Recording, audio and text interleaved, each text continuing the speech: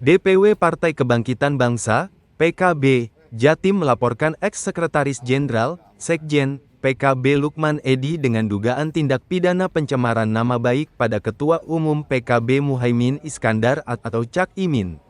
Laporan ini dilakukan langsung oleh jajaran pengurus DPW PKB Jatim, Abdul Halim Iskandar, Anik Maslahah, dan Fauzan Fuadi.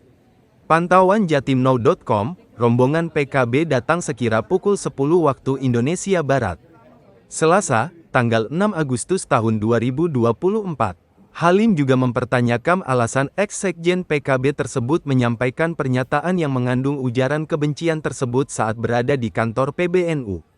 Alasannya, Lukman tidak memiliki kapasitas untuk berbicara mengenai PKB.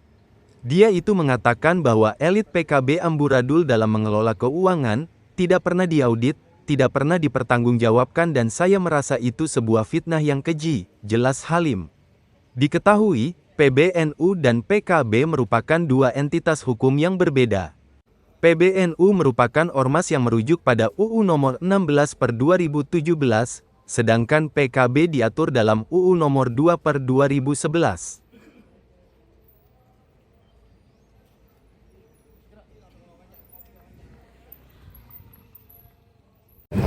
Hari ini hadir di sini, yang pertama tentu ya silaturahim.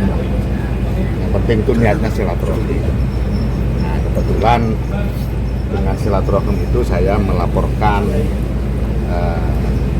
Pak Lukman Edy yang melakukan, menurut saya itu penistaan dengan cara menfitnah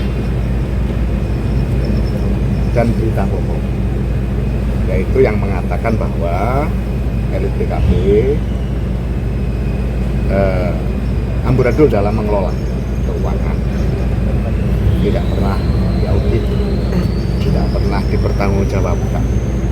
Itu saya merasa itu sebuah fitnah yang keji. Kenapa? Karena pertama dia menyebut dana pilpres. DPW PKB tidak pernah mengelola dana pilkada. DPW PKB tidak pernah mengelola dana pilkada. Banpol, DPW PKB selalu melaporkan dan audited BPK tiap tahun, audited BPK. Dan itu bisa dilihat di webnya BPK.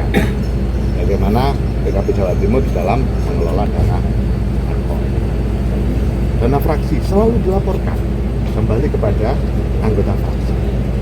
Dana yang kita kumpulkan dari fraksi-fraksi selalu dilaporkan. Dan nggak ada lagi dana selain itu. Kita nggak minta dana ke masyarakat, kita nggak minta dana ke pengusaha. Nah ini yang kemudian kami mengurus DPW PKB Jawa Timur merasa ini fitnah besar. Ini bisa merusak citra saya sebagai ketua DPW. Macam-macam itu tafsirannya, baik di internal urusan PKB dengan kader-kader PKB itu. Nah, karena saya yakin dia tidak akan bisa membuktikan kebenaran apa yang disampaikan karena memang itu tidak benar. Maka saya mengatakan ini adalah penistaan dengan fitnah dan menyebar berita bohong karena dilakukan di hadapan seluruh media sehingga seluruh media di Indonesia meliput. Itu intinya. Bukti-bukti apa aja yang dibawa? Banyak, ada YouTube, ada berita online, ada berita koran, kita bawa semua. Jadi baik yang sifatnya audio visual maupun yang lainnya. Dari Surabaya, Niam Kurniawan melaporkan.